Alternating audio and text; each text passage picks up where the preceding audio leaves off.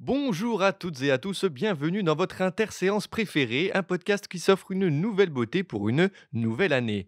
Une année qui commence d'ailleurs sur les chapeaux de roue avec de nombreux films extrêmement intéressants dont on a grandement envie de vous parler. Mais avant tout, pour ce premier épisode de l'année, je suis accompagné d'une nouvelle personne, mais pas vraiment nouvelle si vous suivez notre chaîne YouTube, puisque Léa est parmi nous aujourd'hui. Comment ça va Léa? Bonjour à tous d'abord, et ça va très bien et toi Axel? Ça va très bien, merci. Tanguy est là? Salut, ça va? Ça va très bien. Et Maxime est là. Eh ben non, Maxime a une crise de foie, il s'est certainement mis une grosse mine hier soir qui fait qu'il ne pourra pas être présent aujourd'hui, mais enfin, chacun fait ce qu'il veut. Pour cette nouvelle saison, nouvelle règle, puisque interséance et mini-interséance ont décidé de fusionner pour ne devenir que interséance. Bah ouais, on n'a pas trouvé mieux. Mais le principe reste grossièrement le même, puisque nous sommes désormais libres d'aborder le nombre de films que l'on souhaite, et cela dans le même épisode. Autre chose, la section recommandations est désormais libre, l'œuvre en question ne doit pas nécessairement être en lien avec les films du jour. Et pour rappel, dans interséance, on spoil les films, donc faites attention. Mais si on est sympa et qu'on y pense sur le moment, on vous préviendra, mais c'est à vos risques et périls. Bref, vous le savez si vous avez lu le titre, il sera question aujourd'hui de pauvres créatures, les chambres rouges et Godzilla Minus One. Alors pour commencer, j'espère que vous avez activé votre machine à acide gastrique puisqu'on plonge dans l'univers décalé de Yorgos Lanthimos. Bande annonce. Bella sort et vit des aventures. Donc Bella a beaucoup à découvrir. Tu es la plus belle femme que j'ai jamais vue. Je trouve qu'être en vie est une chose fascinante. Bella. Pourquoi le garder dans ma bouche si c'est dégoûtant? Yorgos Lanthimos nous revient avec un nouveau film, je dirais à peu près 3 ans, 4 ans après C'est 2018. La Favorite. La Favorite en 2018 aux États-Unis. Puis Non, c'est 19 la favorite. 2019. en France, je crois que c'est 2019 en France, genre début 2019 en France, si je dis pas de conneries. Ouais. Mais aux États-Unis, il a dû sortir en 2018. Bon, enfin bref, il revient avec son cinquième film. Attends, Canine, Il y avait. Alors, c'est lui, The c'est Lobster. Killing of the, Canine, The Lobster, Ouais. The Killer of the Sacred Deer, La Favorite. Et un nombre de courts-métrages affolants aussi. Mais enfin bref, il revient du coup avec son nouveau film, Poor Things, qui raconte l'histoire de Bella, une mystérieuse jeune femme qui vit dans le confinement d'un manoir, ramenée d'entre les morts par Godwin, un scientifique avant-gardiste. Bella a les aptitudes et les comportements d'une enfant. Or, elle est avide de connaissances et de telle sorte que son créateur, après avoir tenté de la retenir, la laisse partir dans le vaste monde.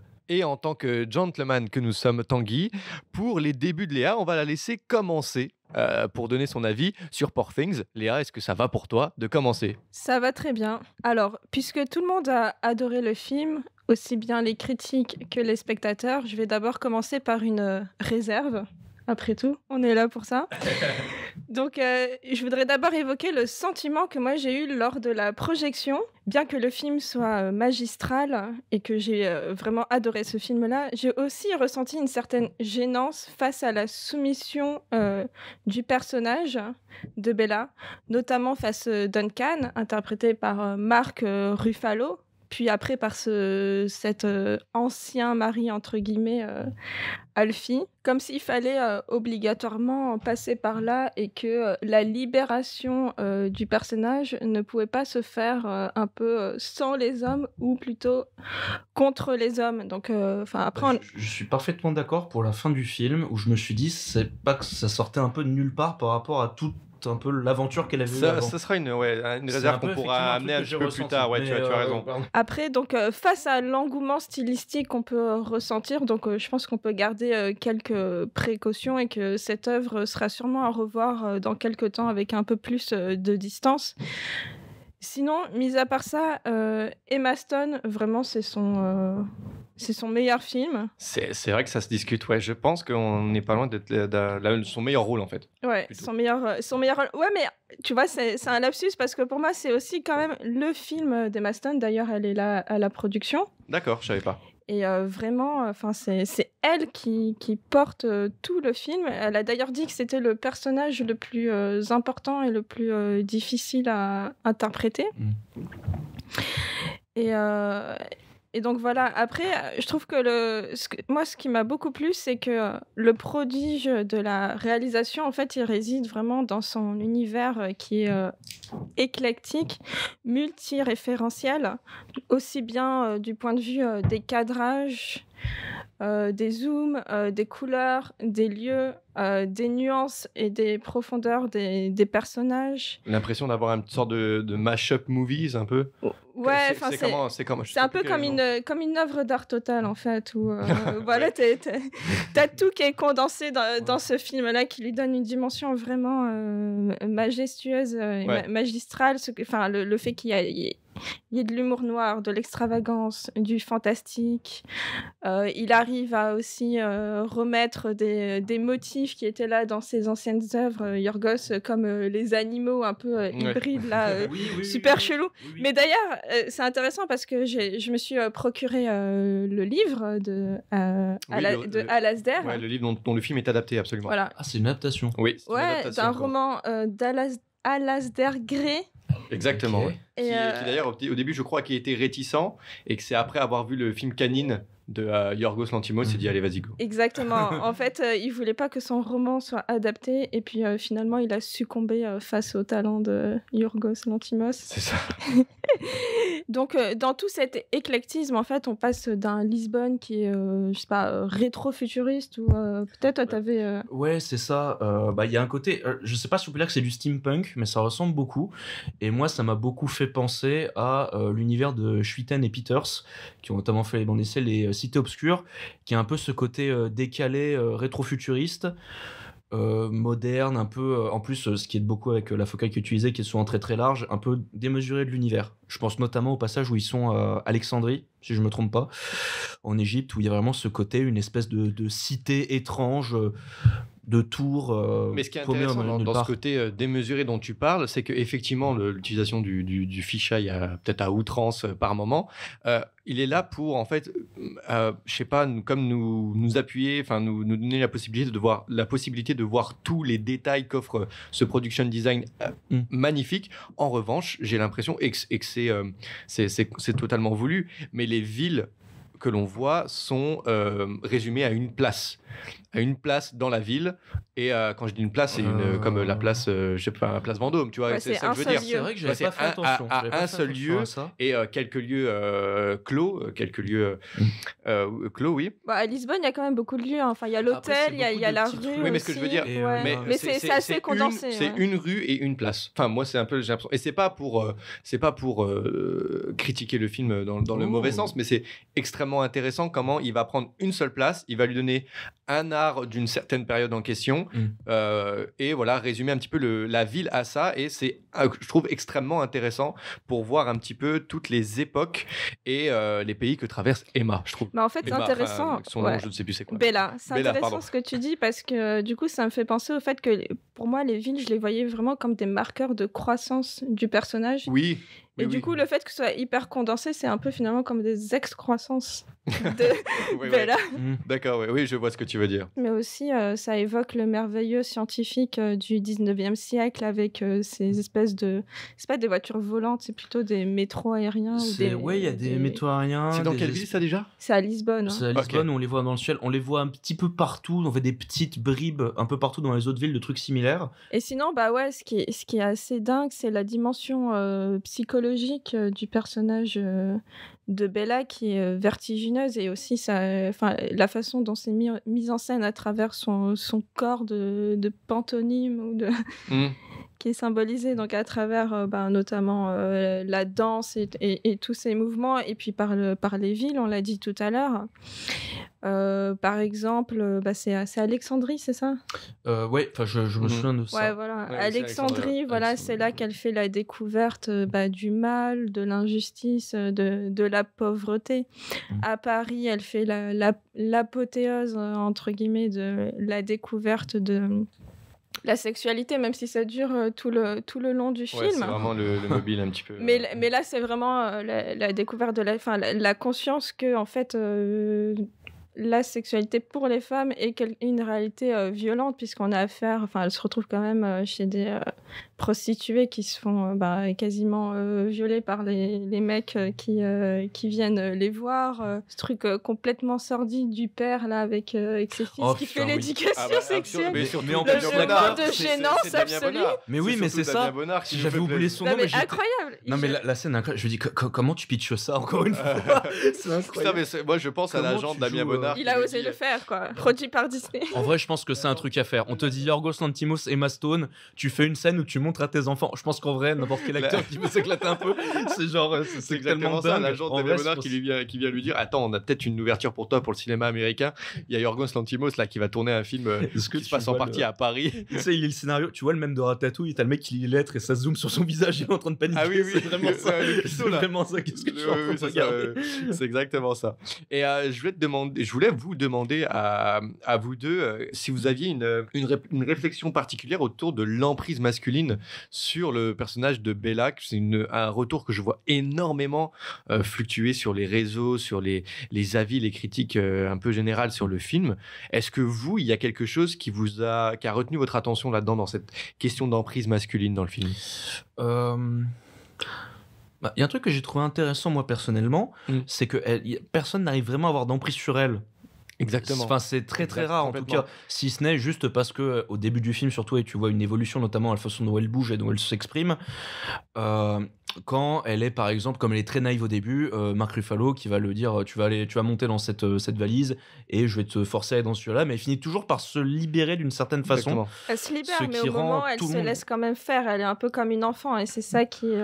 Non, bien sûr, mais disons qu'il y a quand même ce côté où non seulement elle.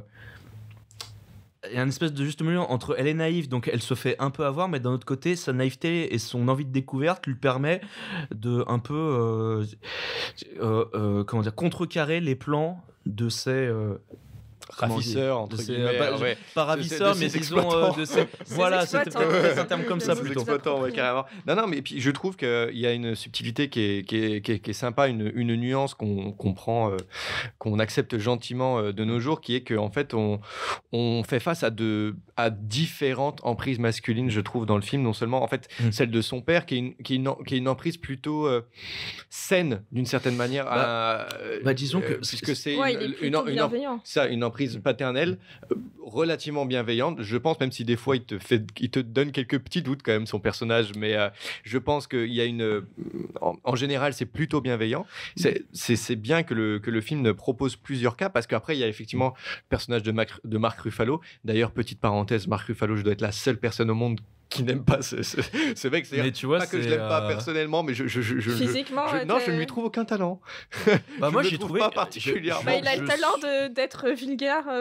Ouais. moi j'ai trouvé qu'il était Non, plutôt non, mais bon non. dans celui-là. Mais dans n'importe quel rôle, moi Parce que je sais pas, je vois toujours la même personne. il était moi. dans Zodiac, je vois plus c'était lui dans Zodiac. Oui, c'est lui dans Zodiac, il se ouais. démerdait vachement bien. Ouais. Il est dans Collatéral, mais je trouve qu'il est inintéressant. Je sais pas, même dans Shutter Dans Island par Zodiac, exemple, je sais pas, je trouve pas cet acteur particulièrement Moi je suis puissant, plutôt un peu incarné, inégal. je sais pas, il y a quelque chose avec cet acteur que, bon, enfin bref. Et donc son acteur qui représente plus ou moins l'emprise malsaine qu'on peut avoir sur les femmes. Et non, ça m'amène à ce qui, du coup, et je trouve l'idée brillante du film, c'est qu'à côté de cette histoire d'une créature de Frankenstein magnifique, au fond, ce qui est intéressant, c'est comment ça met en scène de manière intelligente l'objectification de la femme d'une certaine manière. C'est-à-dire qu'avec l'idée certes un peu farfelue, mais complètement l'antimos d'un enfant dans le corps d'une femme, qui ne peut réellement pas comprendre l'intérêt parfois malsain que ça suscite chez les hommes, mais surtout, elle n'intellectualise donc pas le pouvoir infernal que ça lui donne, et elle n'en est pas consciente, et c'est ce qui fait sa puissance dans le film. C'est la raison pour laquelle elle fait abstraction de nombreux codes et qu'elle peut de fait échapper à de nombreuses emprises psychologiques malsaines, de garder son libre arbitre et d'être guidée seulement parce qu'elle est ce qu'elle veut. Et c'est ce qui en rend fou certains, et principalement les hommes les plus détestables d'aujourd'hui, en partie représentés dans le film par le personnage de Mark Ruffalo, je trouve. Après, je suis un peu réticente par rapport à cette émancipation de la femme que tu décris, parce que, enfin, je veux dire, elle se fait quand même quasiment kidnapper. Dans le manoir à Londres, elle se fait toucher par le mec. C'est limite, c'est pas vraiment du consentement. Elle développe sa sexualité, d'accord, mais elle n'a pas vraiment conscience de ce que c'est. Elle se retrouve à Paris, elle vit les choses les plus affreuses. Et en fait, pour revenir à ta question tout à l'heure de l'emprise, enfin moi, l'emprise, ce mot, il est un peu utilisé à tort et à travers maintenant. On dirait que tout le monde est sous emprise, bon bref. D'accord. Mais c'est finalement la vraie émancipation, elle la découvre, je crois, lorsqu'elle rencontre cette consoeur prostituée à Paris. La socialiste. Voilà, Le moment où elle arrive à Paris. Non, je plaisante. qui lui fait découvrir la vie politique, entre guillemets. C'est ça. D'une certaine manière, oui. Enfin, voilà. Bah, surtout peut-être une autre façon et de voir l'envie, ces en fait, relations-là. Et surtout, l'émancipation intellectuelle. Parce que ce qui va passer par sa vraie émancipation, elle passe pas par la sexualité, elle passe par les livres et par la recherche et l'intérêt, la curiosité Et intellectuelle. ce qui a été aussi développé par justement Sur toutes les scènes de bateau avec l'autre toutes femme. les scènes de bateau, qui a vieille, commencé à être développée par sa relation avec quand même son père, du coup, qui a commencé aussi à quand même lui développer une petite, une facilité pour la science. Donc c'est intéressant de Ouais, voir ce que ça peut dire, par exemple, ce côté, voilà. Ouais, c'est vrai. Parce que c'est une figure qui est un peu plus, même si toxique à sa manière, est quand même plus positif pour elle par rapport à là. Et je trouve que c'est intéressant, justement, pour revenir, pardon si je vous ai coupé, de revenir justement sur le fait d'avoir montré plusieurs, plutôt que de rester juste sur, et ce que je trouve dommage avec le dernier personnage qu'on nous présente à la fin du film, qui est vraiment le cliché du, vraiment pour le coup, du sale type. C'est qu'on a justement plusieurs degrés, en fait, de toxicité. J'ai trouvé ça très intéressant. Bah, c'est super d'apporter un espèce de Barbie trash, justement, mais très intéressant parce qu'il y a beaucoup de liens. Mais effectivement, les liens avec Barbie, c'est quelque chose dont on peut parler parce que c'est encore quelque chose qui a beaucoup fluctué dans les critiques sur le film Poor Things. Mais effectivement, beaucoup ont décrit ce film comme étant la version améliorée, enfin la version qu'aurait dû être Barbie et non pas ce traitement en surface et faussement subversif et hypocrite surtout. Parfois hypocrite que le film a pu être. Je sais pas ce que vous en pensez, vous. Mais je suis d'accord. Et puis il y a même ce côté, en fait, le rapprochement va même au point où Bella, surtout au début du film, c'est littéralement une poupée. Oui. Ne soit que la façon dont elle est habillée, elle est préparée, elle se déplace, ou là un côté en plus pantin, il y a vraiment ce truc là où petit à petit elle commence une meilleure performance que Margot Robbie. disons que c'est plus un travail. Après je vais pas jouer non plus la performance de Margot Robbie parce qu'elle se démerdait bien, mais disons que c'est plus un travail d'acteur autant physique que psychologique, je pense, qui est plus recherché, on va dire. Oui, c'est effectivement. Encore une fois, l'objectif n'est pas le même. Après, c'est sûr. Oui. Toi, Léa, je sais plus quel était ton avis sur Barbie. Enfin, je sais pas si tu as pu faire des liens entre Poor Things et Barbie, particulièrement. Ça t'est pas venu peut-être comme ça en tête en regardant le film? Oui, j'ai entendu beaucoup de gens qui en parlent. Enfin, moi, Barbie, j'avais trouvé que c'était vraiment un film c'était plutôt un féminisme capitaliste. Ouais. Un faux féminisme, en fait. Enfin, ouais, d'accord. Bref. Mais là, le lien avec Barbie, oui, en fait, c'est deux pantins, quoi. C'est tout. C'est deux femmes objets un peu à leur manière. Mais c'est vrai que Bella, elle découle justement quand même par une émancipation intellectuelle, comme je le disais. Donc, c'est un peu plus intéressant. D'accord. Mais on n'en est pas encore à l'émancipation absolue. D'accord. Donc selon toi, ce film-là ne traite pas véritablement dans le fond d'une émancipation, ou c'est juste que tu penses qu'elle est mal interprétée par la majorité? Ah non, bien sûr, ça parle d'une émancipation, mais quand justement je vois des commentaires hyper élogieux, enfin je veux dire, il y a quand même une trajectoire du personnage qui est hyper violente. Donc, faut-il nécessairement en passer par là pour construire des héroïnes qui soient, absolues? D'accord, ok, je vois ce que tu veux dire. Et mais pour rester sur le film et conclure, moi je parlerais bien de sa fin. Il me semble que toi, Tanguy, tu avais une petite gêne vis-à-vis de la fin qui a vraiment l'impression d'arriver comme un cheveu sur la soupe. C'est vrai que, en fait, s'il y a un reproche que je dois faire au film, je sais que c'est un reproche de base, c'est de dire que c'est trop long. Alors c'est très classique et je vais pas développer plus que ça. Mais le passage, il y a moi, c'est pas mal de longueur. Pour moi. Moi j'ai trouvé ça. C'est le bateau Alexandrie qui je trouvais. Pour moi, l'esthétique a sauvé ce côté-là parce que je trouve que le film est magnifique. Mais disons que en fait, le personnage qui revient comme ça du mari, et je pense il y a vraiment ce sentiment que déjà c'était juste pour conclure cette intrigue-là, et en fait c'est tellement. Après encore une fois, l'objectif est de montrer peut-être plusieurs degrés de sale type.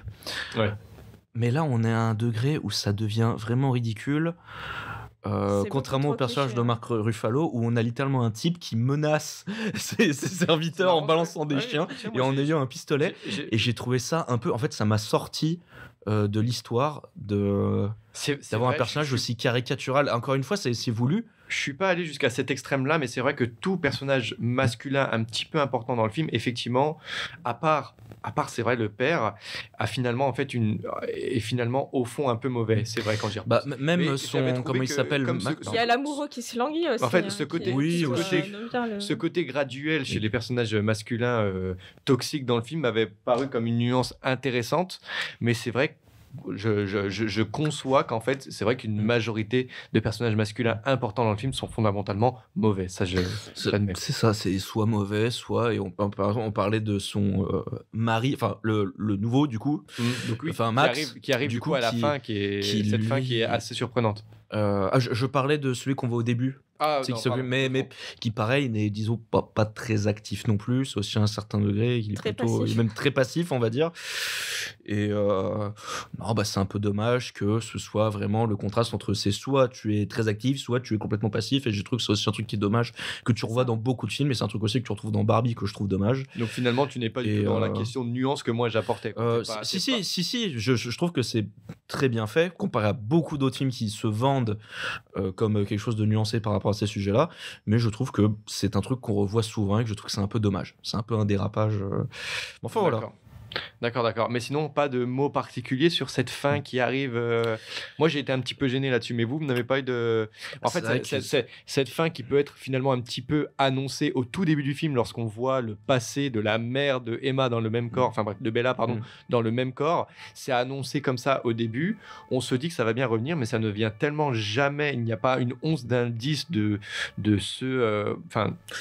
d'un retour de son vrai mari ou quoi, que quand ça arrive à la fin, mais alors vraiment à la fin, une fin qui arrive vraiment pas de nulle part, mais qui a. Bah, c'est un peu une manigance en plus du Mark Ruffalo. Oui, ça, oui, non mais non, mais même dans ça, ça, c'était une fin, pas. ça. Non, mais dans C'est son. pas censé être enfermé d'ailleurs. Enfin bon, bref. Non, mais c'est pas même- grave, même ça, c'est- Si, il était en prison, mais enfin, il est. Même si c'est une Juste vengeance, un je veux dire, asile. même narrativement, ça a pas été véritablement introduit. Enfin, ça a jamais été tenu en haleine tout le film. Et en fait, que ça arrive comme ça à la fin, paf, tu prends ça un peu dans ta gueule. J'ai trouvé ça un petit peu, pas peu convenu, mais Bah, il y a comme une fausse note dans le film. Je sais pas. ce que je veux dire, c'est que t'as c'est une 10 belle dernières partition minutes tout où le tu as un long nouvel arc qui en Ouais, fait effectivement. Et commence qui aussi vite sonne qu'il se termine. qui sonne un peu faux, enfin pas faux, mais un petit peu à la fois vulgaire et grossier par rapport à toute la entre gros guillemets subtilité et nuance que le film apporte. Et là, à la fin, on vient te montrer, tu veux un vrai enculé, bah tiens, on va te donner ton vrai enculé. Voilà, Tu vois ce que je veux dire? Mais c'est vrai que c'était pas une scène, enfin des scènes qui étaient forcément utiles, et il aurait été peut-être plus intéressant de développer les scènes.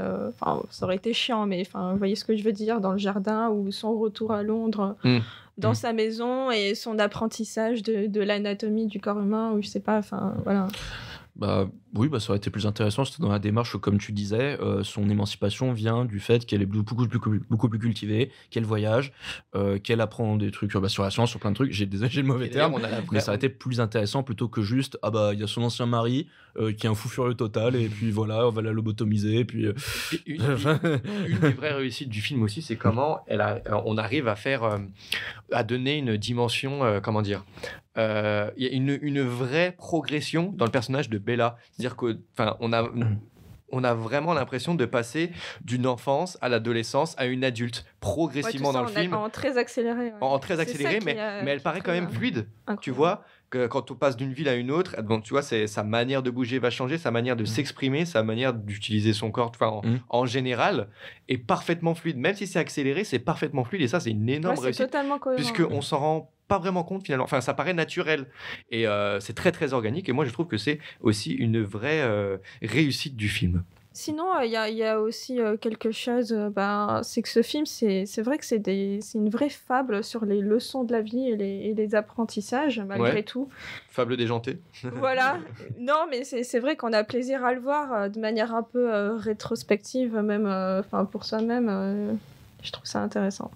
En tout cas, ce qu'on en garde, c'est l'idée que Yorgos Lanthimos a su véritablement conquérir Hollywood et qu'on est enfin moi personnellement, je suis extrêmement intéressé de voir ses œuvres futures. Et d'ailleurs, je vous recommande nombreux de ses courts-métrages, peut-être un peu moins connus, mais si vous avez des abonnements sur des plateformes Mubi. comme Mubi, par exemple, exactement, il y a un court-métrage Nimique, parfaitement déjanté, comme on aime avec Lanthimos, qui est d'ailleurs sorti entre La Favorite et Poor Things, si je dis pas de conneries, il doit être sorti en 2020, absolument décalé, extrêmement intéressant. Ça dure quoi? Ça dure 10 minutes, mais l'univers de Lanthimos est un peu entre guillemets étendu jusqu'au court-métrage et c'est vachement intéressant. Bah, d'ailleurs, avant de conclure, je voulais vous poser une question. Moi, c'est d'après vous, est-ce que les animaux qui sont présents dans le film, ces espèces d'hybrides de poulet, cochon ou de je sais pas quoi, est-ce que finalement c'est pas l'écrivain Alasdair Gray de qui Yorgos Lanthimos vient d'adapter le roman qui l'aurait pas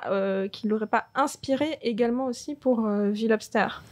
Puisqu'il y a aussi une question de transformation. Il y a complètement cette dimension-là, et peut-être même qu'au-delà de Canine, ça a été peut-être aussi le film qui lui a permis un peu de draguer l'auteur du roman, peut-être aussi, quand on y repense. Mais oui, complètement, il y a une liaison qui, quand tu me le dis maintenant, paraît assez claire, effectivement. À voir depuis combien de temps est-ce qu'il a le projet de faire Pauvre créature, ça se trouve, c'était le projet depuis qui a été... super longtemps, apparemment. Ça se trouve, c'est ça, hein. Peut-être qu'il a voulu faire le temps des négociations vers justement des petites touches de Pauvre créature. T'as vu, hein, j'aime bien ton univers, je le mets dans mes films. Ouais, voilà. Non, oui, mais carrément. Finalement, il reste encore... parce qu'on a dit que là, pour ce film-là, il était moins cynique qu'avant, mais bon, finalement, il y a toujours un peu ce parallèle avec les humains qui sont comparés à des animaux et les personnages de Lanthimos qui sont souvent dépeints comme des créatures en proie à des vices profonds. C'est vrai.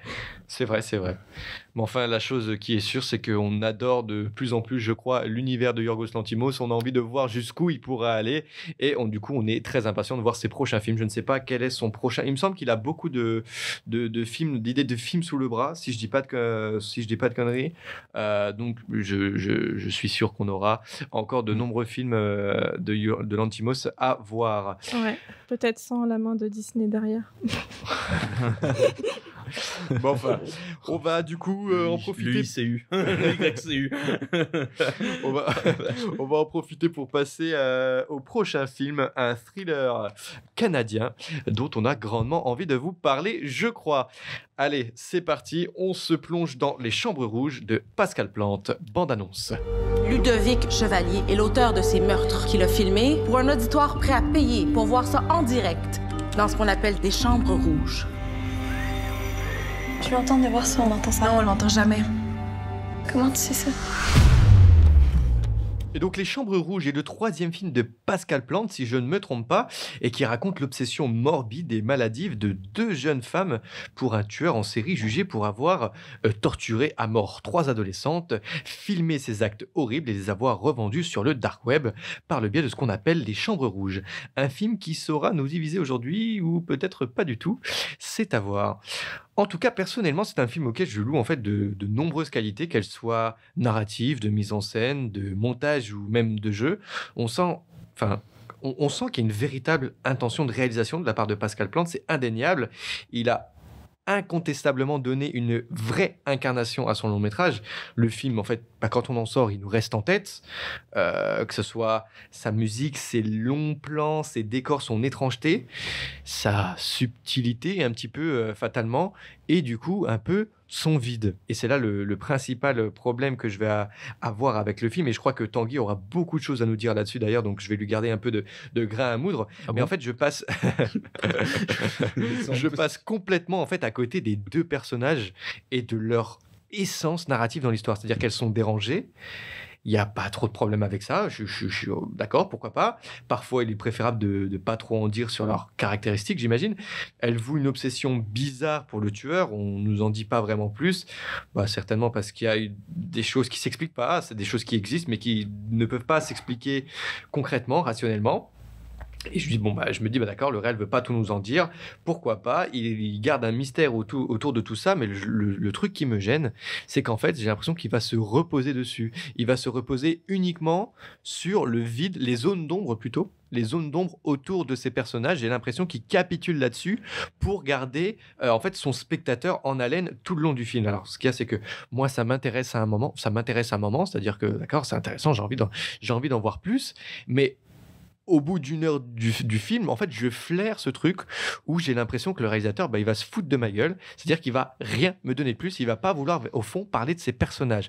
Ce qui fait qu'en fait, je suis plus happé, intrigué par le procès du film, alors que le film n'est véritablement pas un film de procès. Et c'est ça la tristesse du truc. Le film n'est pas un film de procès. Et pour autant, à un moment donné, comme je sens qu'il veut pas, au fond, me parler de la psychologie de ses personnages, ça me fait chier. Je vois que cette zone d'ombre est d'une certaine manière un petit peu factice, je suis un petit peu perdu là-dedans, je ne sens pas une véritable intention de me parler de quelque chose à travers ces zones d'ombre autour de ces personnages, ce qui fait que je suis plus happé par le procès et en fait voir comment cette histoire va se terminer, alors que le film n'est pas du tout là-dessus. Et je trouve que c'est un petit peu la tristesse de ce truc. On sent que le procès n'est qu'un prétexte à tout ça pour me parler de son personnage et de sa psychologie, mais le souci, c'est que j'ai l'impression en fait qu'il veut pas m'en parler. Par contre, en revanche, pour tout ce qui est du thriller en lui-même, de ce film de procès, j'ai été parfaitement happé par le film. J'ai trouvé très très bon dans son montage, dans sa manière de rien que de travailler avec des écrans dans le film qui a nombreuses, qui travaillent beaucoup sur l'image en elle-même. Cette manière de travailler avec les écrans, son montage, le jeu de sa comédienne principale est parfaitement intriguant. Ça marche du feu de Dieu, mais je crois que j'ai dû me contenter de ça. Et ça m'a vraiment embêté quand je sais que le film n'est a priori pas là-dessus. Moi, je vais rebondir sur cette incompréhension que tu as eue du personnage principal de Kellyanne. Et d'ailleurs, excuse-moi, effectivement, j'admets totalement que c'est certainement une incompréhension. Je suis passé à côté de quelque chose. Je ne dis pas d'ailleurs que le film est mauvais ou que le personnage est mauvais, mais j'ai l'impression d'être passé à côté et je conçois parfaitement que c'est très intéressant pour d'autres personnes. Après, moi, je vais donner mon interprétation, mais vous allez pouvoir me dire si je me trompe ou pas éventuellement. Mais en tout cas, pour moi, ce personnage-là, elle a une quête, c'est la vidéo manquante de l'un des meurtres, puisqu'on a 2 vidéos sur 3 et il manque celle de Camille, je crois qu'elle Effectivement, mais j'ai envie de rebondir là-dessus aussi. J'ai l'impression que cette quête-là n'arrive que très tard. On ne comprend cette quête-là que, en fait, au fond, c'est son mobile que très très tard. C'est ça qui est intéressant. Je dirais même plus, mais je vais rebondir là-dessus plus tard, plus en détail, que cette quête-là n'est même pas vraiment... Tu ne sens aucune nécessité à qu'elle soit présente dans l'histoire. Je la trouve un peu factice. Dans le sens où je n'ai, à aucun moment dans le procès en tout cas, j'ai eu l'impression, ne serait-ce que par rapport aux médias où il y a l'espèce de TPMP québécois, que ce soit les réactions des gens pendant le tribunal, je n'ai jamais eu vraiment l'impression que sa culpabilité était remise en doute. Très intéressé de ce que tu t'apprêtes à dire. Pour moi, quand tu dis que c'est un film sur 2 femmes fascinées par un criminel, en fait, non. Non, c'est le synopsis, c'est ce qui nous est présenté. C'est moi non plus, j'ai pas du tout compris ça. Pour moi, ça me parle pas de ça en fait. C'est ça que je suis pas trop en adéquation avec ce que je veux dire par là, c'est qu'il y en a qu'une seule des 2 qui est fascinée par le criminel et qui avoue être amoureuse de lui, qui se fait d'ailleurs lyncher lors de cette scène. Ouais, voilà, qui est magnifiquement bien filmé. Je trouve que c'était vraiment avec la grande télé, c'était génial. Mais l'autre, elle a des intentions qui sont complètement autres. On sent l'influence d'ailleurs de Lisbeth Salander de Millennium, la trilogie. Donc Kellyanne, c'est vraiment une héritière de Lisbeth Salander. Déjà, je pense qu'il faut comprendre ça. Et ensuite, elle, comme je disais tout à l'heure, sa quête, c'est de retrouver la vidéo manquante. Certes, on le comprend que très tardivement, mais je crois que en fait, elle fait ça peut-être parce que elle-même, dans son passé, elle a pu être confrontée d'une manière ou d'une autre, je ne sais pas, à cette question des violences sexuelles. Peut-être qu'elle-même, elle a été filmée, peut-être qu'elle-même, elle a été prise en photographie, etc. Et que du coup, elle est devenue une super héroïne du cyberespace, du dark web, et que elle est devenue une grosse Toi, en regardant le film, ça te parce qu'en suggère fait, ça. Tu arrives à t'imaginer tout ce passif chez elle. Ouais, c'est Pour toi, c'est induit dans le parce film. que dans sa manière d'être, c'est une personne, on la voit très froide, elle est très méthodique, elle est elle fait beaucoup de sport. Enfin, on sent que c'est quelqu'un qui a quand même une énergie qui est quand même assez dingue. Et d'ailleurs, ce qui est très intéressant dans le film, c'est que, comme tu le disais, il y a une surreprésentation des écrans. Donc, ça passe déjà par, dans le petit tableau, là, son assistante virtuelle, Guenièvre. Ouais, Guenièvre, ouais. Il y a les ordinateurs, évidemment. Il y a au procès aussi, il y a les vidéos, il y a les photographies, il y a la télé. Enfin, bref, il y a tous les écrans possibles. Mais il y a aussi la photographie.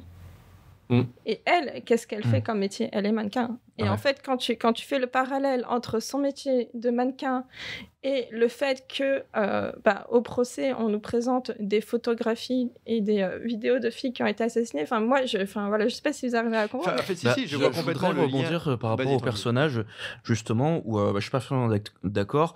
C'est que j'ai l'impression que c'était une tentative de faire un personnage néo-noir, un peu comme, pour des exemples que tout le monde connaît, le personnage d'Alain Delon dans Le Samouraï, ou plus récent, on va dire, le personnage de Ryan Gosling dans Drive, où c'est tous les deux des personnages, ou le cinéma de Michael Mann, des personnages qui sont très méthodiques, souvent très froids, et qui ont surtout des espèces de routine qu'on voit souvent. Et le truc que je trouve dommage et qui me frustre avec ce film-là, c'est que, comme tu dis, il y a tout ce passé qu'on peut imaginer, mais j'ai l'impression que le film tend des perches en permanence sur quelle pourrait être, par exemple, sa raison pour vraiment être à fond sur ce procès, et qu'on n'en a jamais. Encore une fois, le côté mannequin, hackeuse, ça peut être en vrai génial comme personnage, mais j'ai l'impression qu'on n'arrive jamais à vraiment s'identifier à elle. On n'est pas obligé de connaître toute sa backstory, mais j'ai l'impression que ce personnage est un peu un espèce de moyen de développer l'intrigue, ce que je trouve un peu frustrant. Donc un personnage fonction, en fait. Un personnage un peu fonction. Oui. Alors qu'il mérite... et c'est ça qui me frustre parce que j'adore ce type de personnage, il méritait d'être, je pense, beaucoup plus développé. Et encore une fois, un truc qui aurait été génial, c'est peut-être comme elle travaille dans le milieu de la mode et qu'il y a beaucoup aussi d'histoires d'abus, violence sexuelle, surtout par rapport aux images, peut-être qu'il y aurait plus moyen de directement relier à ça, ce qu'on n'a pas vraiment le sentiment par rapport à dans le film, et même le côté justement où elle est très très froide globalement, mais il y a beaucoup de moments où elle laisse ses émotions transparaître, ce qui n'est pas un problème, mais j'ai l'impression qu'en fait il y a cette espèce d'entre-deux que le film n'arrive pas à trouver, entre faire un personnage de thriller néo-noir et un personnage qui est plutôt émotionnel. Et en fait, disons que, pour revenir aussi sur ce que disait Axel, j'ai beaucoup l'impression que ce film, on m'a montré l'intro, la superbe scène de procès, on m'a bandé les yeux, on me l'a retiré à la fin et on m'a dit « Ah bah t'as vu, hein, tu t'y attendais pas ?» Non, mais j'ai pas vraiment compris où ça allait. Enfin, je me posais beaucoup de questions pendant le film. T'as perdu en fait, on m'a perdu, mais j'ai l'impression que c'est parce qu'on m'a justement pas donné d'éléments exprès. Pas comme si... donc du coup, c'était pas vraiment organique, la façon dont je me suis promené dans le film. Je me suis dit, ça se trouve...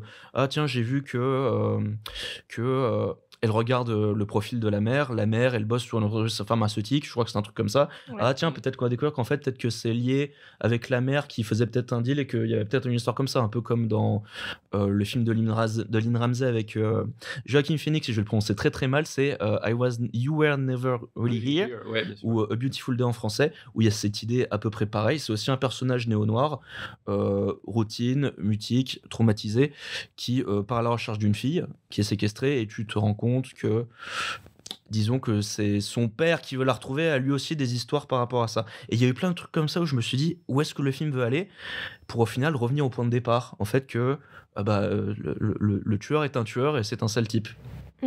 Ce que je trouve très dommage. Là, moi, je faisais le parallèle par rapport aux photographies dans le métier de mannequinat et ces vidéos, cette vidéo qui est manquante et ces photographies de meurtre. En fait, ce qui est très intéressant, je crois, qui est mis en scène dans le film, et peut-être le plus intéressant pour moi, c'est que, bon, déjà, c'est un film sur les nouvelles technologies, sur la surreprésentation des images, mais c'est très intéressant de voir que finalement, ces images à elles sont effacées, parce que quand ces employeurs se rendent compte que elle a assisté au procès, ils se disent oulala, faut l'effacer. Donc on supprime ces photos, donc on est dans la culture de... voilà. Donc ça, c'est un geste facile, c'est la culture de l'effacement. On supprime si ça convient pas, mais en fait, on sait pas réellement pourquoi elle a agi ainsi. De même, on coupe la parole à celle qui est amoureuse, là, je sais plus comment elle s'appelle. C'était... Ça commence par un C, son prénom. Oui, c'est pas... Non, je sais plus. C'est pas Clara? Non. Moi, j'ai rien compris à ce personnage. Donc c'est Camille, enfin bref. J'ai rien compris à ce personnage.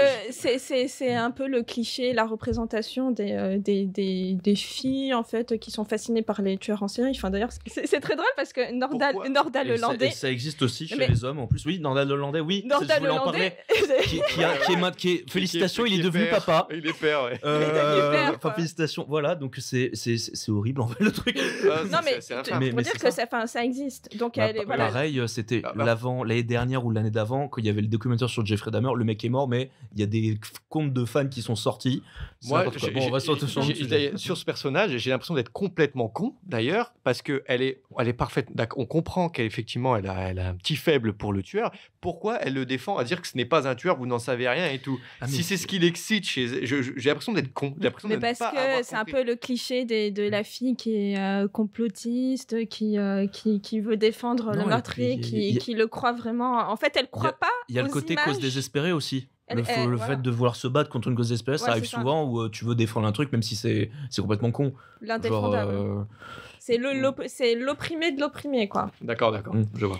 Mais donc elle se retrouve coupée lors de l'émission télévision. Elle est gênante, donc on est toujours dans cette culture de l'effacement. C'est un peu elle est traitée de folle. Bon, certes, moi aussi je l'aurais traitée de folle, mais il y a quand même une violence gratuite. Mais par contre, la violence du tueur, ces vidéos à lui, celles-ci, elles pourront jamais en fait être effacées, bien qu'elles sont difficilement trouvables. Donc pour moi, en fait, ce que fait le film, c'est qu'il arrive à poser ces questions-là de qu'est-ce qu'on peut effacer, qu'est-ce qu'on peut effacer dans les images. Et en fait, qu'est-ce qu'il y a derrière ces images ? Donc voilà, là, en l'occurrence, même si tu retrouves les vidéos, les filles sont mortes, quoi, tu vois. Donc il y a quand même des degrés. Donc c'est pour moi que ce film, ça en fait vraiment l'un des films les plus contemporains de ces dernières années. Vraiment, de ces 15 dernières années. Je suis très d'accord et je suis très content d'avoir un film qui parle des horreurs que tu peux trouver sur Internet, parce que souvent, c'est assez rare que ce soit aussi bien mis en scène, en tout cas, parce que c'est très casse-gueule.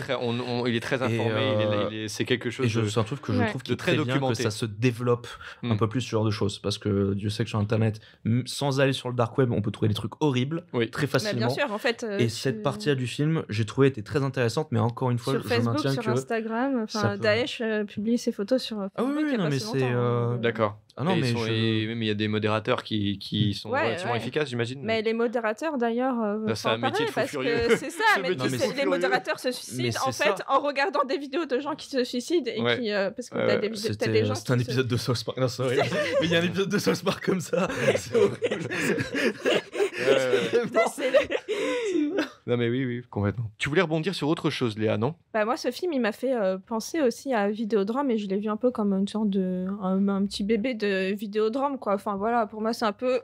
Il y a forcément beaucoup de références comme tous les films, et Millennium, Vidéodrome et film de procès. C'est ça, je suis parfaitement d'accord. Il y a des liens avec Vidéodrome, ne serait-ce que la violence, comment elle est exposée sur les écrans. Après, Vidéodrome, c'est plus sur le côté média, sans spoiler pour ceux qui ne l'ont pas vu, parce que ça vaut le coup.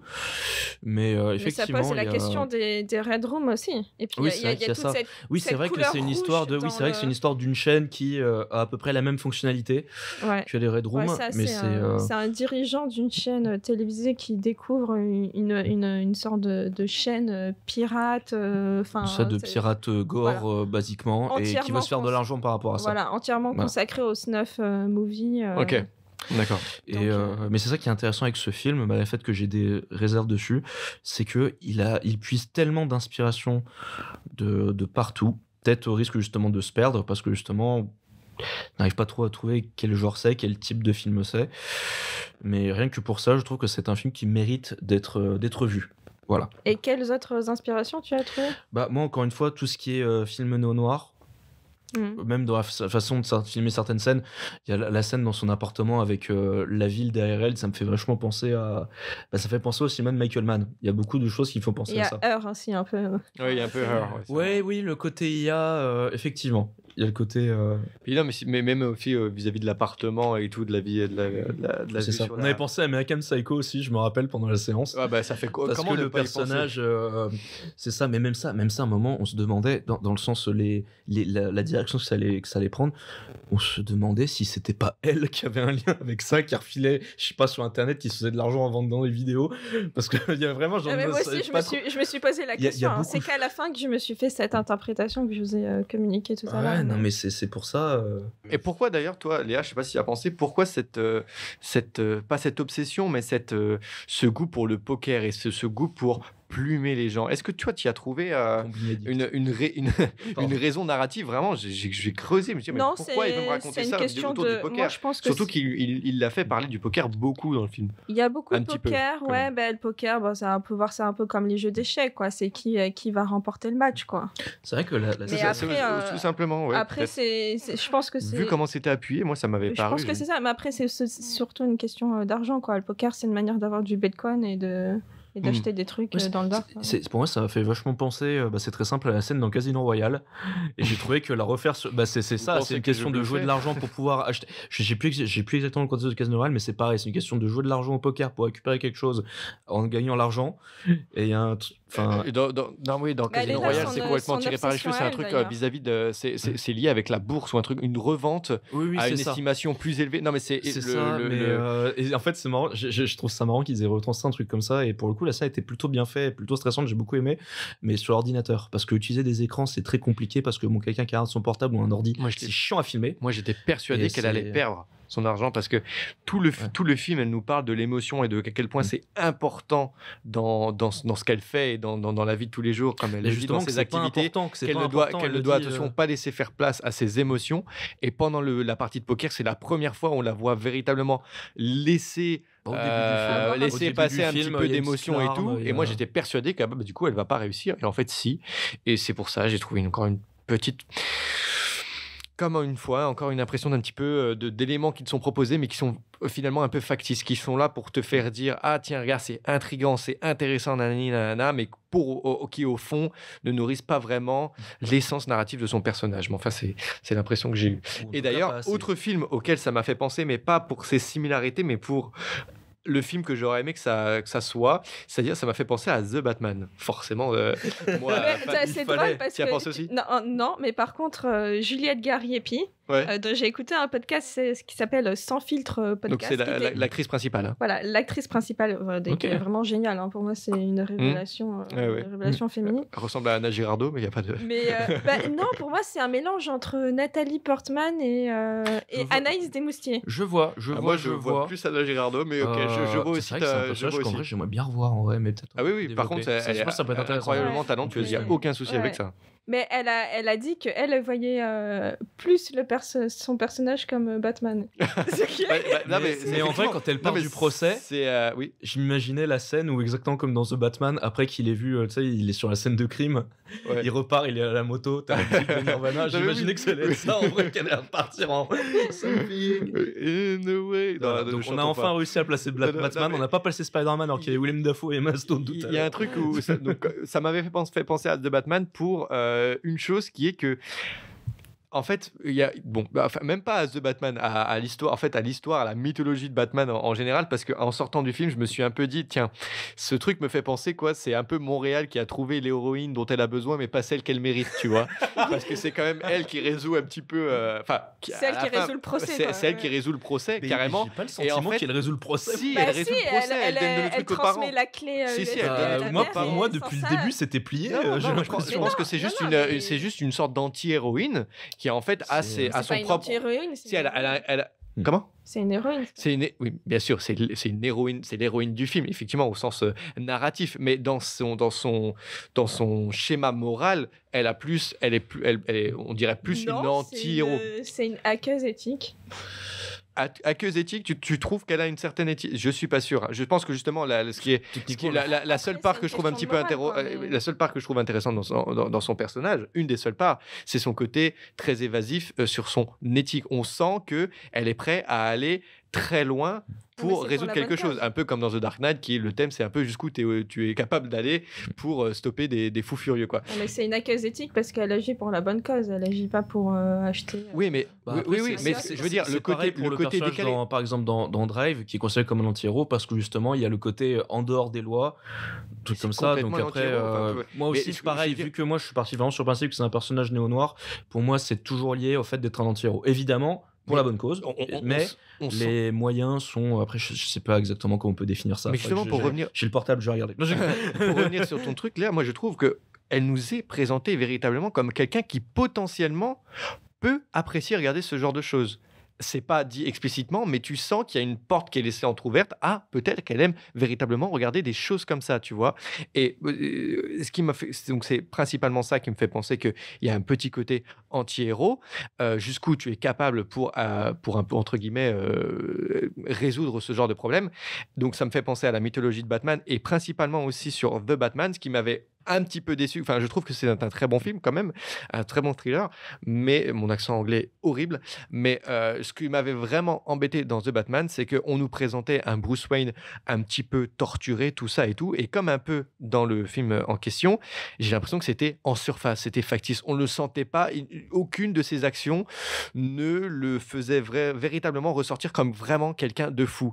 Par exemple, comme on a le personnage du Riddler. Tu as vu The Batman, Léa? Je sais pas si tu l'as vu. Oui, tu l'as vu avec nous en plus. Ouais. Donc il y a à peu près 2 ans pile maintenant.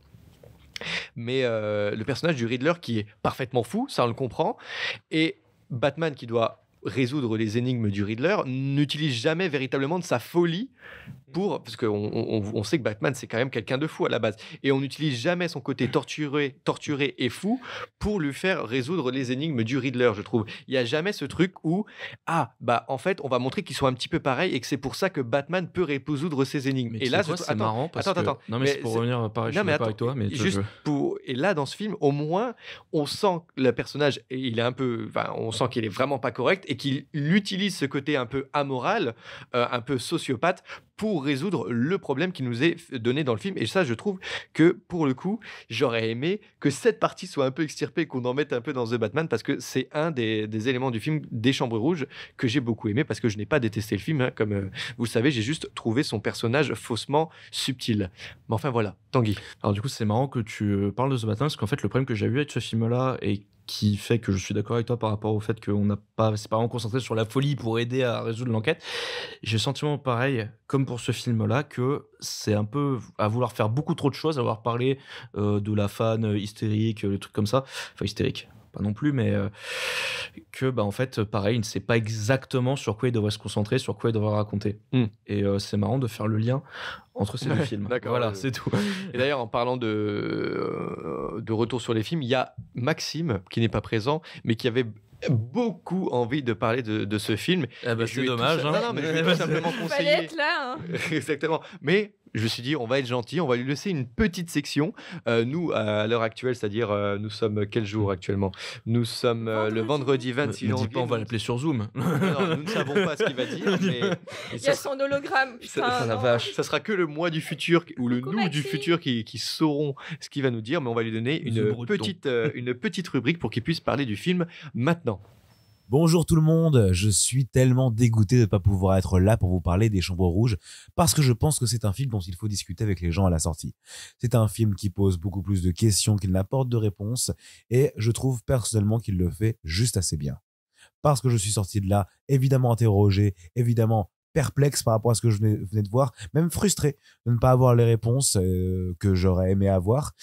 Mais en même temps, c'est un film qui ne laisse pas indifférent. Personnellement, c'est une des meilleures expériences de cinéma, ou disons les plus intenses expériences de cinéma que j'ai eues dans les derniers mois, je vais dire. C'est un film qui dissémine des indices et qui va aller toujours à contre-pied de ce qu'on attend de lui. Je vais m'expliquer. Vous pensez aller voir un film de procès, Eh ben en fait non, le procès ne va durer que très peu de temps. En réalité, il est secondaire. Vous pensez aller voir un thriller psychologique sur un serial killer perdu. Vous vous retrouvez avec deux femmes qui discutent et apprennent à se rencontrer dans leur quotidien. Sous des airs de drame socio-intimiste, vous pensez trouver du gore et des entrailles. Et bien perdu, il n'y aura aucune image gore. Ou alors très très peu ou très supposé, mais croyez-moi, ça suffira. Car c'est bien là la première chose où le film excelle, c'est qu'il ne fait que supposer l'horreur. Elle n'est jamais montrée, elle est décrite, elle est sous-jacente à toutes les phrases du récit, si bien que même n'importe quelle scène un petit peu simple, un petit peu humaine qu'il pourrait y avoir entre les personnages est sous-tendue par un sujet d'une violence qu'on ne peut même pas montrer tellement elle est infernale. C'est-à-dire qu'il y a un vrai poids à chaque phrase posée et à chaque plan posé par ce film parce qu'il nous terrorise.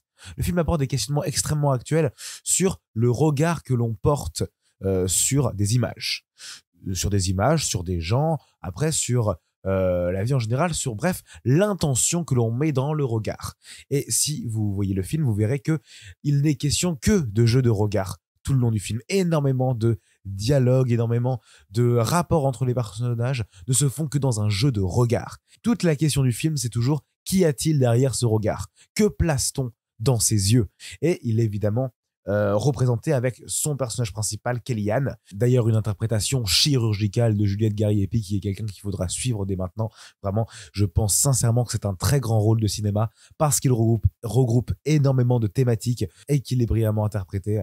Car si procès il y a, c'est vraiment autour du personnage de Kellyanne. Car tout le long du film, on ne fait que se poser la question de mais qui est ce personnage-là? Pourquoi est-ce qu'il vient à ce procès? Pourquoi il est fasciné par le personnage de Ludovic Chevalier, là, ce tueur, ou supposé tueur? Pourquoi elle fait tant d'efforts? Pourquoi elle est fascinée par cette affaire-là? Et le film ne va jamais vraiment y répondre en réalité. Il va nous offrir qu'une trajectoire, mais jamais il ne va aller nous expliquer qu'est-ce qui se passe dans le fort intérieur de ce personnage-là. Et c'est là où moi, je trouve ça intéressant. C'est le film, et c'est la question centrale auquel le film ne répond pas, et pourtant, il nous laisse des indices. Et j'aimerais formuler une petite théorie qui m'est personnelle. Car il y a plusieurs indices dans le film qui pourraient nous aiguiller.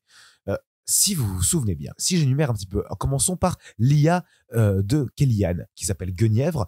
Guenièvre qui est donc un personnage des légendes de Chevalier de la Table Ronde, le personnage de la reine, de la femme du roi Arthur. Si vous regardez le fond d'écran de Kellyanne, il est également question d'un tableau d'inspiration médiévale. Je pencherai pour la Dame du Lac, mais ce n'est pas sûr, c'est à vérifier. Je prendrai aussi la musique du film, qui n'a absolument rien d'une musique contemporaine. C'est une musique avec des cordes extrêmement fortes, pareil, avec un instrument qu'on a l'habitude d'entendre dans des chants médiévaux et des musiques médiévales. J'irais même jusqu'à dire que la typographie va dans ce sens-là. Mais ce qui termine de me convaincre, c'est à une scène à la fin du film, au moment où Kellyanne a retrouvé un dossier vidéo qui est tout autour de l'intrigue du film, d'un dossier perdu qu'il faut retrouver. Si vous regardez bien, elle va se servir une coupe de champagne et cette coupe, c'est un calice en or. Évidemment, c'est le Saint Graal. Elle a trouvé la vidéo, elle a trouvé le Saint Graal, t'as compris. Pourquoi cette mythologie-là vient intervenir dans une histoire qui, à l'inverse, est très, très technologique, très actuelle et qui n'a, à première vue, rien à voir? Je vais me permettre de formuler une théorie. Encore une fois, c'est quelque chose qu'il faut discuter avec des gens et c'est tout le plaisir de ce genre de film, c'est de pouvoir en discuter. Dans la légende arthurienne, le Saint Graal est l'objet qui ramènera la paix en Bretagne. Et pour ça, il faut aller le chercher dans le recoin le plus sombre de la forêt. Mais pas n'importe lequel, l'endroit le plus sombre pour le chevalier qui se met en quête du Saint Graal. L'endroit le plus sombre pour lui. Donc, les épreuves pour la conquête du Saint Graal diffèrent en fonction du chevalier qui s'y met en quête. Et il y a la scène la plus perturbante du film où Kellyanne échange un regard terrorisant avec le tueur. On sent bien que Kellyanne veut se projeter dans cette petite fille qui s'est fait découper. On sent que Kellyanne veut se projeter dans ce personnage-là. Elle veut que le tueur la regarde comme il regarderait cette petite fille. Elle veut revivre ce passage-là. Elle veut incarner totalement cet événement traumatique. Et c'est en repassant par ce trauma, en revivant cette expérience-là, que Kellyanne va permettre finalement l'arrestation à la fin. Et va prouver la culpabilité de Ludovic Chevalier. Et donc, ça ouvre à plein de choses. Est-ce que Kellyanne a vécu un traumatisme et qu'elle se donnait pour objectif de repasser par là, de revivre cette expérience-là pour pouvoir le dépasser, comme la quête du Saint Graal, qui est d'aller à l'endroit qui nous fait le plus peur. Tout ça n'est que théorie. C'est des films qu'il faut partager. Ce sont des vraies expériences de cinéma. Donc, allez au cinéma, bordel de merde. Et sur ce sera tout pour moi. Je vous dis à la prochaine pour Interséance. Je laisse le micro aux autres. On se retrouve du coup après la rubrique de Maxime. On ne sait pas du tout ce qu'il aura à dire, mais je crois que c'était très très très positif son avis général sur le film. Enfin bref, on verra. Peut-être que je me trompe. Léa. Ouais, non, je voulais rajouter quelque chose sur le film. Oui. C'est dans la mise en scène, la façon dont c'est filmé, notamment lors du procès. En fait, on voit la caméra, je trouve qu'à un moment, c'est quasiment un plan séquence où la caméra, vraiment, elle se balade dans toute... Le début du film, ouais. Dans toute la salle du procès, elle passe partout. C'est pas pour autant une façon de filmer qui est similaire à du voyeurisme. Moi, je l'ai plutôt vu comme un point de vue panoptique, comme un point de vue du gardien de prison qui voit tout ce qui se passe, avec un croisement des points de vue d'observation.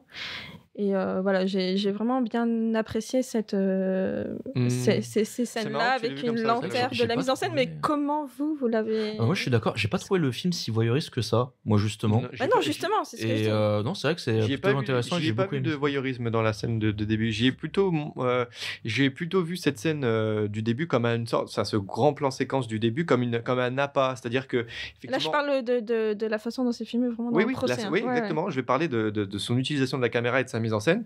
C'est que j'ai vraiment l'impression d'y avoir une sorte de note d'intention dans cette première scène, parce que il y a comme un appât, comme une sorte d'amorce qui va nous dire tiens, je vais te montrer un petit peu comment ça se passe un procès.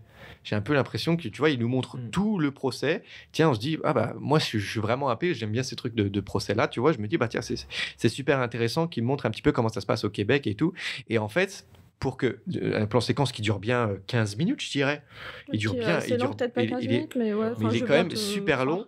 Et en fait, pour qu'à la fin, il finit sur un zoom super intéressant sur le personnage de Kellyanne. Et en fait, une larme coulée.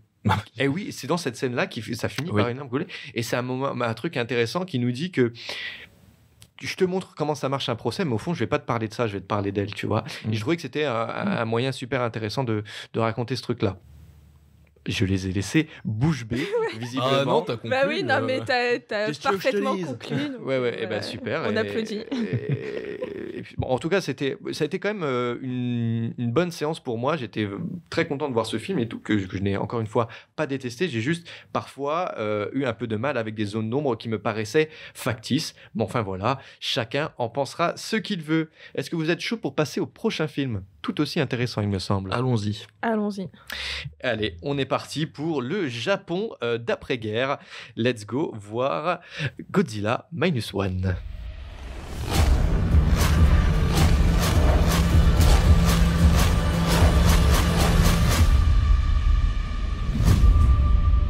Godzilla Minus One.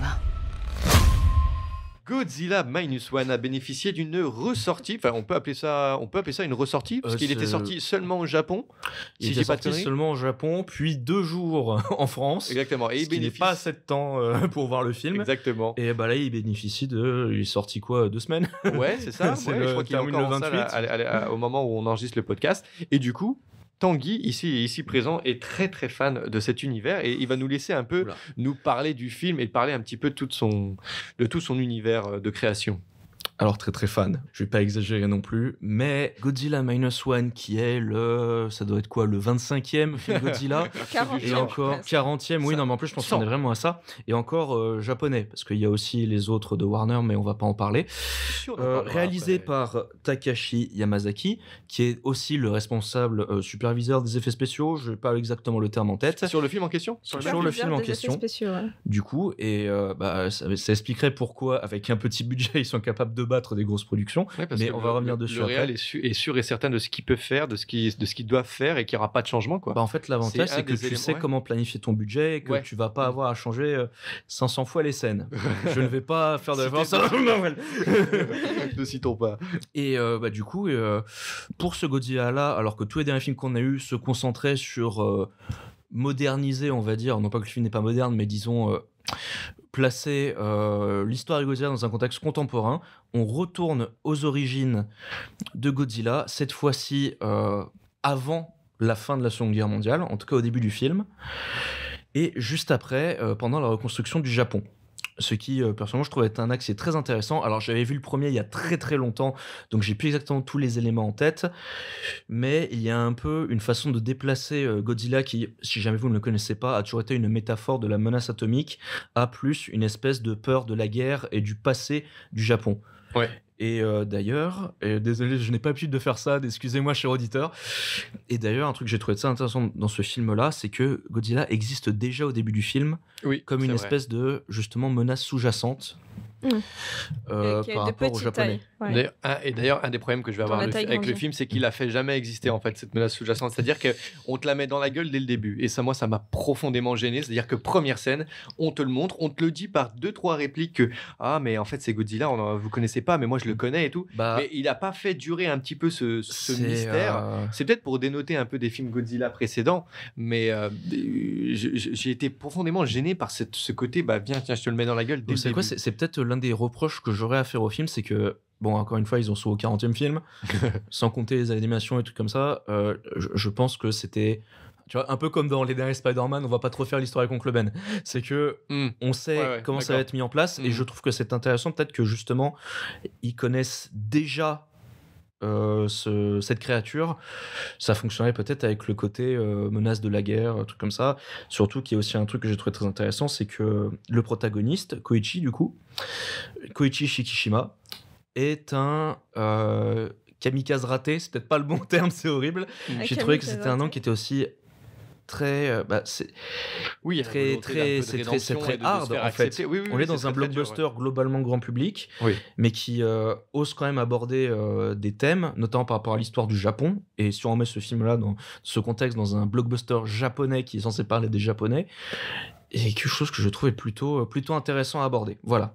Vraiment, je vous laisse continuer. Il n'a pas besoin de se suicider, il suffit d'un parachute finalement. C'est vrai, ça j'ai trouvé. Ça, c'est vraiment le côté. Je suis d'accord avec toi avec ça. C'est vraiment le côté work smart et not hard.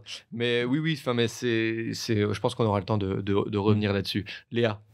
Ouais, non, moi j'avais une question à te poser, Tanguy, puisque tu connais bien cet univers. Bon, comme tu l'as dit, c'est une représentation de la bombe atomique. Et là, j'avais l'impression qu'il y avait quand même une représentation du souffle atomique de la bête qui était particulièrement magistrale par rapport peut-être aux autres films.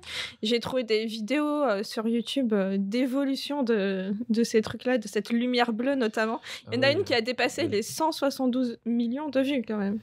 Ouais, ça devait être Shin Godzilla, je crois.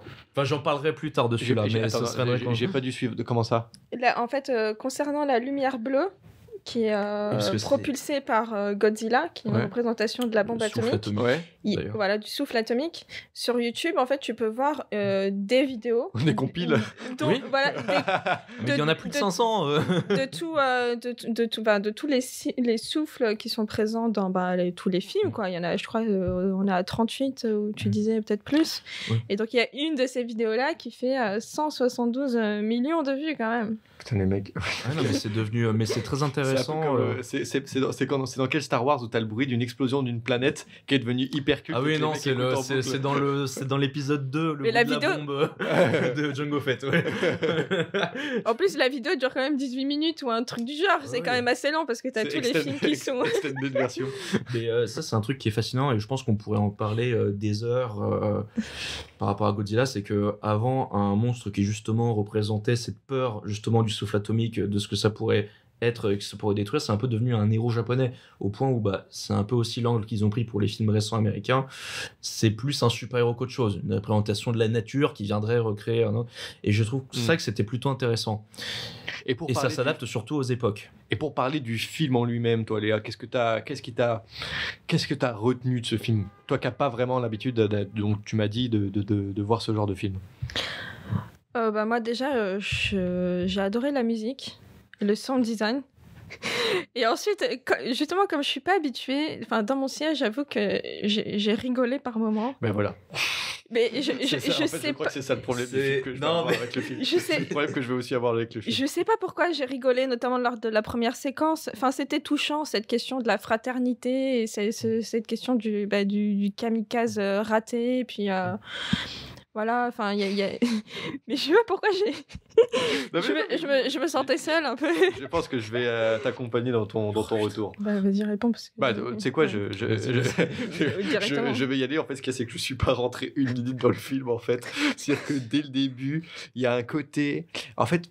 Il y a ce mauvais côté, mais c'est moi qui le perçois comme ça, un petit peu nanardesque. Le film ne se... Tu sais, il est ultra premier degré, en fait, le film. Ah oui. Et en fait, ce qu'il y a, c'est qu'il y a un truc avec le cinéma japonais, en fait, les œuvres audiovisuelles en général provenant du Japon. Avec les émotions des personnages aussi. Qui me non, mais c'est pour ça, c'est vrai que moi, je regarde beaucoup des films japonais. Donc... Mais non, mais il y a quand même des moments de tristesse et des disputes qui sortent un peu nulle part entre cette fille là que le personnage principal rencontre au début du film. Je sais pas, il y a ces éléments, il y a ces périodes de tristesse, ces disputes qui sortent de nulle part où en fait il va se morfondre dans une sorte de... Tu sens qu'il est torturé mais que c'est un peu faux. Il se dit ah mais peut-être que je suis mort, en fait je suis un fantôme, mais c'est le dernier rêve d'un fantôme. Voilà, t'es méchant, c'est les traumatismes de guerre. T'abuses parce que c'est plutôt bien fait, j'ai eu que des bons retours là-dessus. Non mais je sais pas, il y a un côté ultra littéraire dans ce truc là. Ah oui, non mais ça c'est normal, c'est la façon d'être. Je sais pas, c'est ça dans tous les films. Le cinéma japonais. Tu prends même n'importe qui, Akira Kurosawa, c'est comme ça aussi. C'est vraiment. Je sais pas, c'est un problème que j'ai avec ça. Et en fait, posé dans un film de monstres et qui parle de la guerre, je sais pas, il y a ce truc là où je me dis putain, encore une fois, j'arrive pas à y croire. Faut pas oublier que ça reste quand même un blockbuster.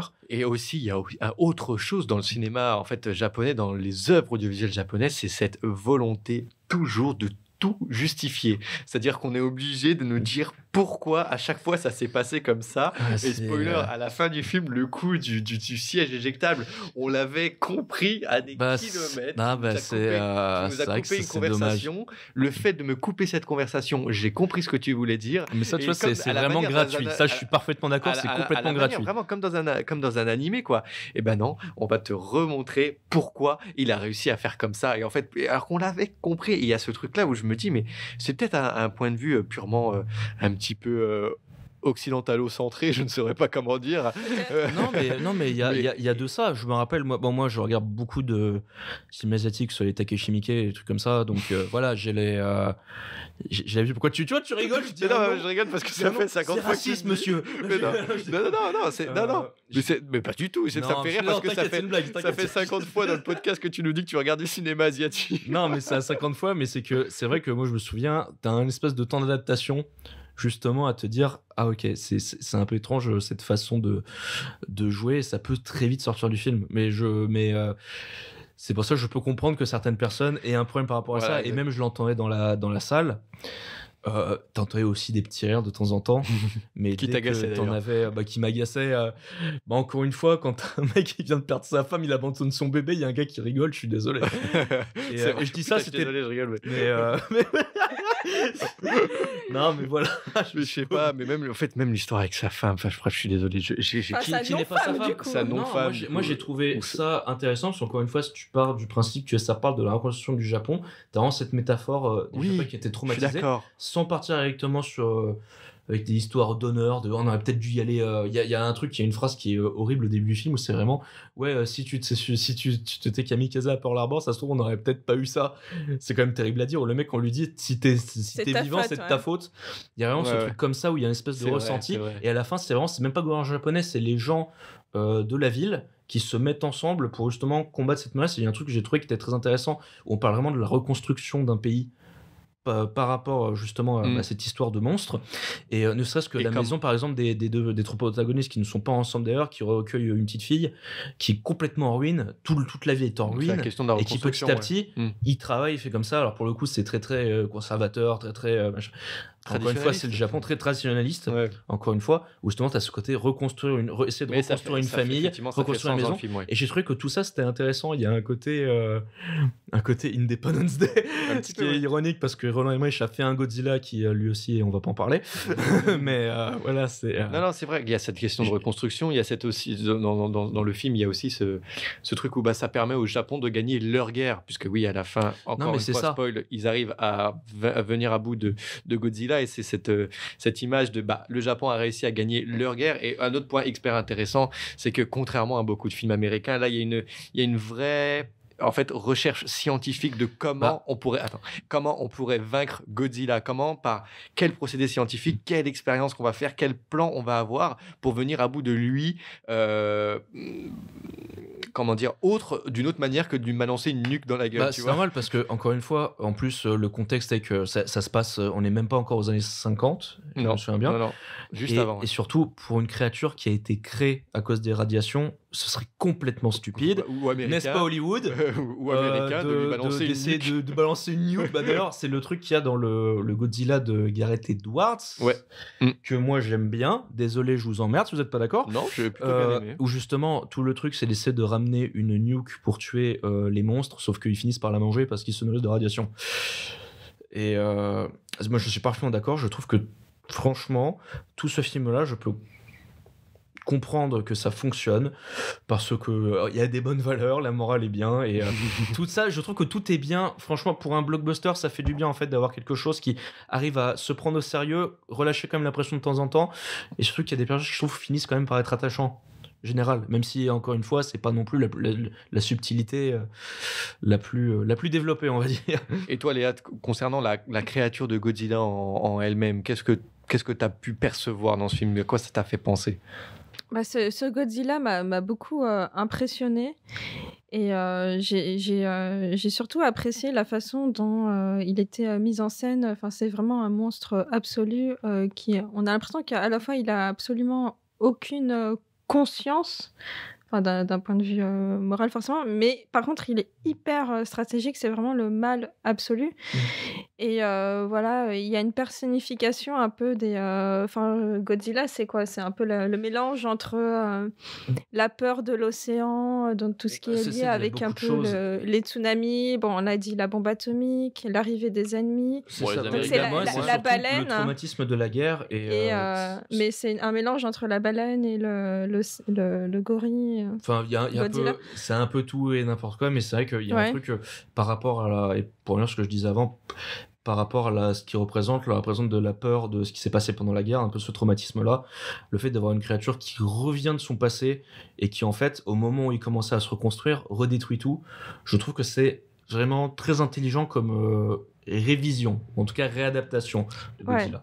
Et après, c'est vrai qu'il y a une fonction cathartique qui est présente dans le film, notamment comment est-ce que le Japon va sortir victorieux de ce film et pouvoir se reconstruire, qui est assez touchante, même si on n'est pas forcément fan des Japonais. Pas fan des Japonais.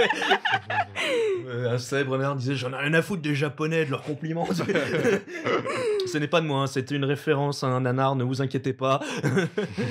Non mais il y a quand même une vraie empathie qui est transmise dans le film, je trouve, notamment avec le personnage principal. Il y a quand même un gros background du personnage qui est assez présent, qui est assez touchant. Bien qu'on voit tout le film arriver, encore une fois, tout le film, c'est que je me suis bien marrée quand même. Ouais, au moins, je me suis bien marrée. Non, c'est vrai qu'il y a, et puis surtout de reprendre le thème original de Godzilla et tout, t'as des petits frissons. Ça, c'est la règle, et vraiment cette scène dans, comment s'appelle la ville japonaise qui est absolument Ginza, effectivement, la scène que je trouve très très très convaincante au niveau des effets spéciaux. J'ai vu que dans le film d'ailleurs, il y a 640 plans seulement qui ont des effets spéciaux. Et d'ailleurs, ça se ressent un petit peu parce qu'il y a très peu de plans où on va essayer, enfin j'ai l'impression qu'il y en a moins, où on va essayer de mettre de la destruction ou Godzilla dans le même plan que des humains. C'est souvent séparé, c'est souvent Godzilla ou une destruction tout seul et des plans sur des humains pour certainement économiser du travail. Après, il y a des très beaux gros plans d'ensemble. Oui, bien sûr. Mais ce que je veux dire, c'est qu'il y a une bonne partie de ces plans d'ensemble qui ne contiennent pas en même temps des humains et une destruction et Godzilla. C'est souvent Godzilla et une destruction des humains. Et peut-être que c'est là aussi que ça montre les limites du budget, mais tu sens que le film est parfaitement convaincant et plus convaincant que The Flash qui a coûté 260 millions. C'est de 300, je sais plus combien, mais encore une fois. Et il y a vraiment ce côté où le film, c'est pas tant un énorme film de monstre non plus. Alors évidemment, il est pas beaucoup présent Godzilla, il est toujours mentionné. Et encore une fois, comme cette idée de traumatisme, toujours dans le coin de la tête, toujours une espèce de menace invisible dont tout le monde a peur, dont tout le monde essaye de se préparer. C'est marrant parce que par rapport à un film américain, je l'ai pas senti, avec plus de budget, je l'ai pas senti moins présent que dans un film américain à plus gros budget. Tu vois. Non, mais disons qu'il y a beaucoup un très grand nombre d'apparitions, il l'est autant qu'un film américain. En fait, je dis ça parce qu'il y avait un gros reproche qui a été fait au Godzilla de 2016. En fait, c'était on se concentre 14, voilà, pardon. On se concentre trop sur les humains. Et je trouve que dans ce film-là, justement, on se concentre sur les personnages, et ce qui est bien parce qu'ils sont très bien développés, avant de juste faire comme ce qu'ont fait les derniers films Godzilla américains, de juste gros monstre va mettre coup de tête dans autre gros monstre. C'est ce qui peut être drôle, mais bon. D'ailleurs, les Godzilla versus Kong, tu me les conseilles pas, c'est de la merde. Alors, moi, personnellement, celui de 2014... Ça finit en match nul, j'en suis sûr. Non, évidemment, ils se battent contre un autre truc. Oui. Je ne spoilerai pas, mais ceux qui sont fans un minimum connaissent ce que ça peut être. Je vous recommande en fait les 2 premiers de l'univers.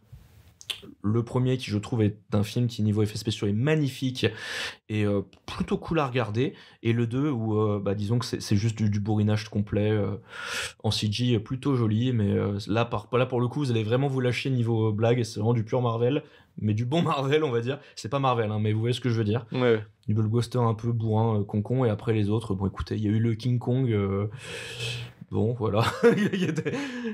Avec Tom Hiddleston et un katana contre des chauves-souris. Cherchez pas. Ça, je l'ai vu aussi. Il était un peu intéressant sur certains points. Mais... Non, visuellement, c'est très beau. Cette scène visuellement, c'est toujours très beau. Tom Hiddleston là, qui sort avec le masque à gaz.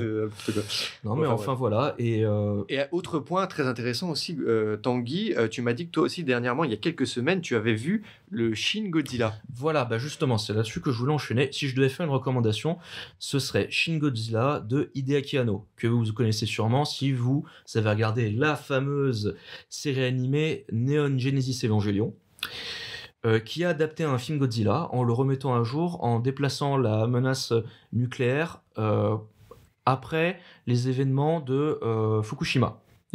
Et tout ce film, en fait, est plus qu'être un film de monstre, c'est un film énormément politique où on passe beaucoup de temps dans des bureaux à voir les décisions qui sont prises, qui sont le rétropédalage, le tel ou tel département qui va dire non parce qu'en fait machin, parce que réélection, parce que machin, on fait rien, on dit pas le public.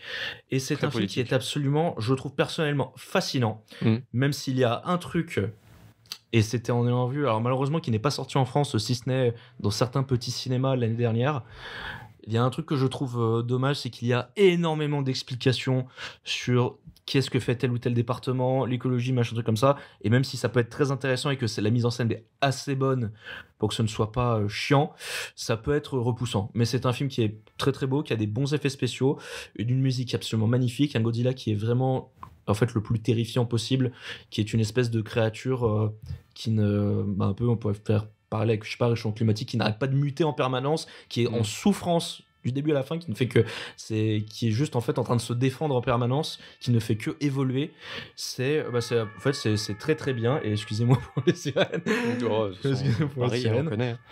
Mais voilà, si vous avez l'occasion, Shin Godzilla, Hideaki Anno, sorti en 2018-19, je ne sais pas. Et d'ailleurs, tu pourras peut-être répondre à cette question que j'avais envie de te poser, mais là, dans ce film, moi j'ai beaucoup, quand c'était des films Godzilla que j'ai vus, c'est quand même pas mal de films américains, mais là, dans ce film, le Godzilla est fondamentalement méchant. C'est-à-dire qu'il n'y a pas de petite sous-histoire où le Godzilla, en fait, au fond, il faut juste pas le faire chier parce qu'au fond, il est gentil. Non. Ce Godzilla, il est présenté vraiment comme l'enfer, comme la guerre, comme il n'y a rien de bon là-dedans, il n'y a rien qui nous sauvera dans cette représentation de Godzilla. Et en quoi est-ce que c'est beaucoup différent des autres films Godzilla ou pas ? En fait, c'est très simple. Si on part sur... encore une fois, je ne les ai pas tous vus et c'est impossible. Ouais. Mais que je m'étais beaucoup lancé sur le sujet, en fait... C'est très simple, la figure de Godzilla, surtout au Japon, n'a fait que évoluer petit à petit, passant de menace à un peu héros. Par exemple, il y a eu le film original, le Godzilla vs Kong original, où c'était... c'était le Japon contre l'Amérique, littéralement. On dirait, je parle de Rocky 4. Où en fait, t'as ce côté où petit à petit, il a combattu d'autres monstres. T'as aussi le côté mercantile qui a beaucoup pris sur le devant. Mais en fait, c'est un peu devenu une espèce de symbole du Japon. En fait, ils se sont petit à petit, le monstre a été réapproprié comme un héros, et c'est disons que ça c'est un peu comme un protecteur de la nature par exemple ou du Japon, et c'est un truc que tu vois qui change en fonction des versions. Et on peut par exemple, je pense qu'avant Shin Godzilla, le dernier film japonais, si je me souviens, je l'avais pas vu, je crois que ça restait on va dire un héros entre guillemets. Dans les films américains, c'est un héros, c'est une représentation un peu de la nature qui se défendrait pour rééquilibrer pour rétablir l'équilibre dans la nature. Voilà, on va dire ça. Dans la force, ouais, j'ai pensé tout de suite.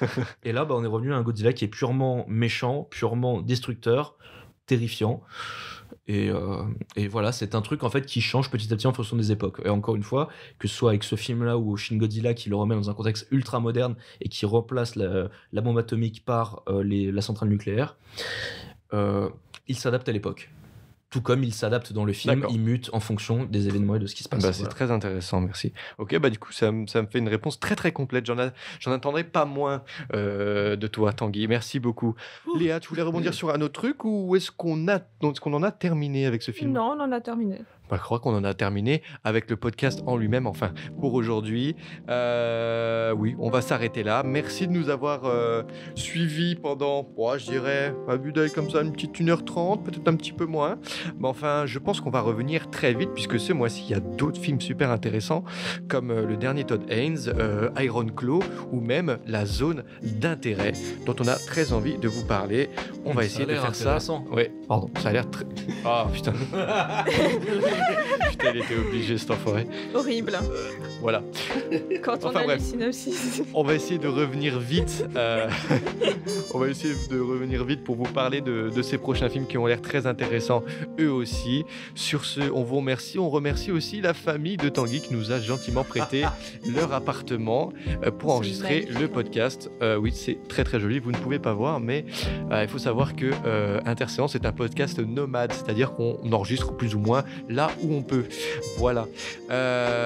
Sur ce, je n'ai oublié personne à remercier ? Non. Ou si, je remercie Léa d'être présente, qui a parfaitement réussi son entretien. Je rigole. Je rigole, bien sûr.